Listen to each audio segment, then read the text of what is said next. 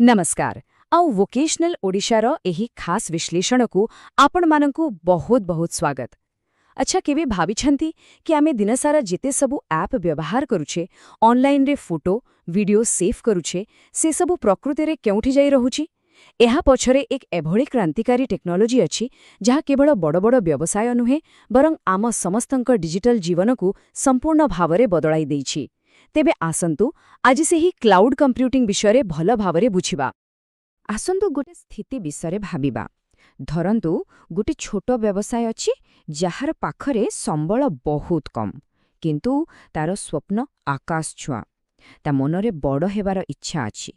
तेबे प्रश्न उठुची एही सीमित संबल भितरे रही से केमिति बड़ सफलता पाई पारिबो। एही गोटी प्रश्नर उत्तर भितरे ही लुचि रहे जी क्लाउड रो प्रकृत शक्ति। एहाकु आहुरी भलो भावे बुझिबा पाई चालंतु गोटे छोटो सॉफ्टवेयर कंपनी रो उदाहरण नेबा। से निज व्यवसाय को बढ़ेबाकु चाहुची। तेबे ता पाखरे दुईटी रास्ता अछि। प्रथमटी हेला पारंपरिक उपाय जहाको आमे ऑन प्रेमाइज कहो माने निज ऑफिस रे ही सबु सर्वर सबु सिस्टम लगेबा।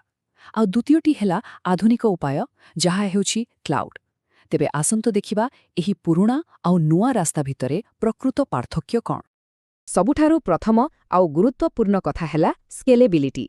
एहार अर्थ हेला आवश्यकता अनुसारे निजर क्षमता को बढ़ाइबा किंबा कमाइबा। देखंतु पारंपरिक उपाय आपणको आरंभरू ही लक्ष लक्ष टंका खर्च करी बड़ बड़ सर्वर किनिबाकु पड़िबो। आउ भाबंतु जदि व्यवसाय आशा अनुजाई न चलिला तेबे एते टंकार निवेश पूरापूरी पाणीरे। किंतु क्लाउड रे एमिति किछि चिंता नाही। एठी चाले पे एज यू गो मॉडल माने जेतिकी व्यवहार करिवे केवल सेतिकी पाई ही पैसा देबे। राति की राति व्यवसाय बढ़ीगले भी चिंता नाही कारण क्षमता बढ़ेबा बहुत सहज आउ शीघ्र होई जाए। एबे आसीबा सर्वर स्टोरेज कथाकू। पुरुणा पद्धति रे आपणको निजर सर्वर रखिबा पाई गोटे बड़ जागा दरकार। तापरे ता पाई 24 घंटा बिजुली एयर कंडीशनिंग आउ तार रक्षणाबेक्षण पाई लोक ए सबुरे खर्च बहुत। अन्यपटे क्लाउड रे ए सबु मुंडमेथा आपणकर नुहे ए सबुर दायित्व सर्विस प्रोवाइडर रो। फलरे आपणकर जागा भी बंचिला पैसा भी बंचिला आउ आपण निज काम उपरे पूरा फोकस करि पारिले। आउ आजिका दुनिया रे डेटा सुरक्षा तो सबुठु बड़ कथा। निज सिस्टम रे सुरक्षा व्यवस्था करिबा बहुत जटिल आउ खर्चदायक। आउ भगवान न करंतु जदि कोनोसी कारणरू हार्ड डिस्क क्रैश होई गला किंबा किछि दुर्घटना घटिला तेबे डाटा फेरी पाइबार संभावना बहुत कम। किंतु क्लाउड रे एमिति नुहे। एठारे विश्वस्तरीय सुरक्षा व्यवस्था थाए ता सहित मजबूत डिजास्टर रिकवरी व्यवस्था भी थाए जा फलरे जदि किछि असुविधा हुए तेबे भी डाटा को बहुत शीघ्र फेरी पाई हुए। शेषरे आसुची रक्षणाबेक्षण कथा। निजर सिस्टम थिले समय समय रे हार्डवेयर अपग्रेड करिबाकू पड़े सॉफ्टवेयर अपडेट करिबाकू पड़े। ए सबु पाई गोटे अलगा टीम दरकार जहा पुणी खर्च बढ़ेई थाए। किंतु क्लाउड रे ए सबु चिंता बिल्कुल नहीं। सबु प्रकारर रक्षणाबेक्षण आउ अपडेट सर्विस प्रोवाइडर निजे करि थाए ताहा भी आपणको न जणे। एहा द्वारा आपणको खर्च भी कमे आउ टेंशन भी। तेबे एते सबु सुविधा विषय जानिला परे मनरे गोटे प्रश्न तो निश्चय आसुथिबो आखिरे ही क्लाउड कंप्यूटिंग जिनसटा प्रकृतरे कौन। चलंतु एहार एक सरल आउ सठिक संज्ञा विषय जानिबा। देखंतु क्लाउड कंप्यूटिंग हेउछि इंटरनेट माध्यमरे ऑन डिमांड कंप्यूटिंग सेवा जोगाइबा आउ ताहा भी पे एज यू गो आधार। एहाकु आहुरी सरल भाषा रे कहिले आमे आम कंप्यूटर रे फाइल सेव करिबा बा कोनोसी सॉफ्टवेयर चलाइबा परिवर्ते सेही सबु काम इंटरनेट माध्यमरे अन्य काहार शक्तिशाली कंप्यूटर रे करिथाउ।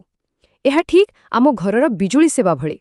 आमे बिजुली तयारी करूने केवल जेतिकी व्यवहार करू सेतिकी पाई बिल दौ।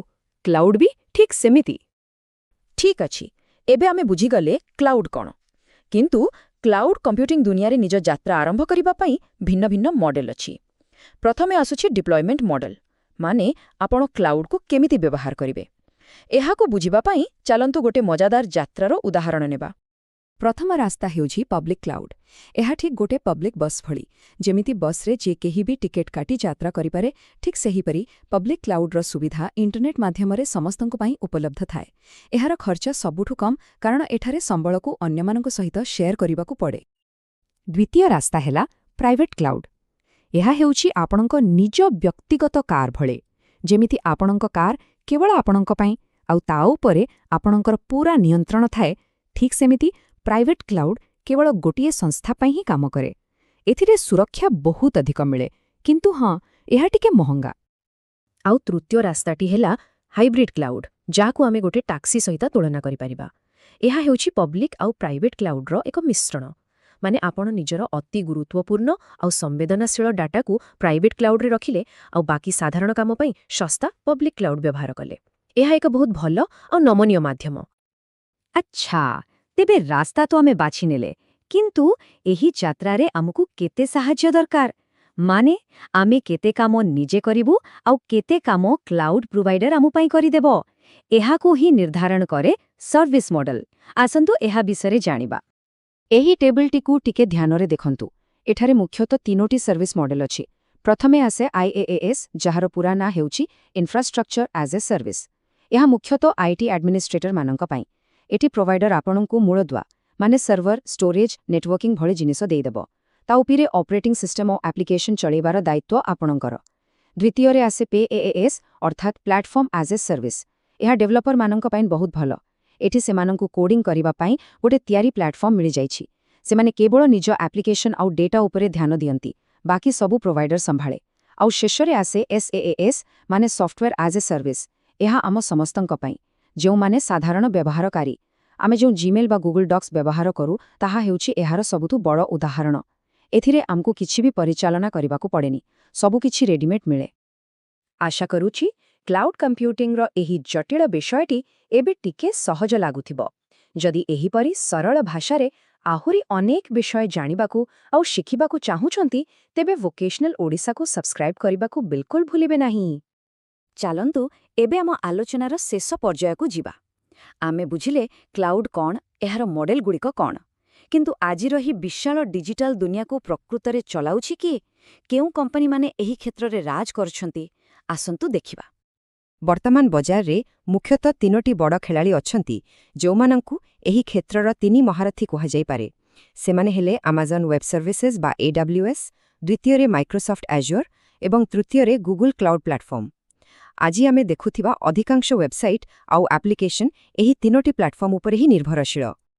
ତେବେ ଏହି ସବୁ କଥା ଜାଣିବା ପରେ ଶେଷରେ ମନରେ ଗୋଟିଏ କୌତୂହଳପୂର୍ଣ୍ଣ ପ୍ରଶ୍ନ ରହିଯାଉଛି। ଭବିଷ୍ୟତରେ ଆସିବାକୁ ଥିବା ସେହି ବଡ଼ ଆଇଡିଆ ଯାହା ଦୁନିଆକୁ ବଦଳେଇ ଦେବ, ତାକୁ ସାକାର କରିବା ପାଇଁ କେଉଁ କ୍ଲାଉଡ୍ ମଡେଲ ସବୁଠୁ ଅଧିକ ସାହାଯ୍ୟ କରିବ? ଏହାର ଉତ୍ତର ତ ଭବିଷ୍ୟତ ହିଁ କହିବ। ଏହିପରି ନୂଆ ନୂଆ ବିଷୟରେ ନିରନ୍ତର ଶିଖିବା ଜାରି ରଖିବା ପାଇଁ ଭୋକେସନାଲ ଓଡ଼ିଶାକୁ ସବସ୍କ୍ରାଇବ୍ କରିବାକୁ ମନେ ରଖିବେ। ଆଜିର ଏହି ବିଶ୍ଳେଷଣରେ ଆମ ସହିତ ଯୋଡ଼ି ହୋଇଥିବାରୁ ଆପଣମାନଙ୍କୁ ବହୁତ ବହୁତ ଧନ୍ୟବାଦ।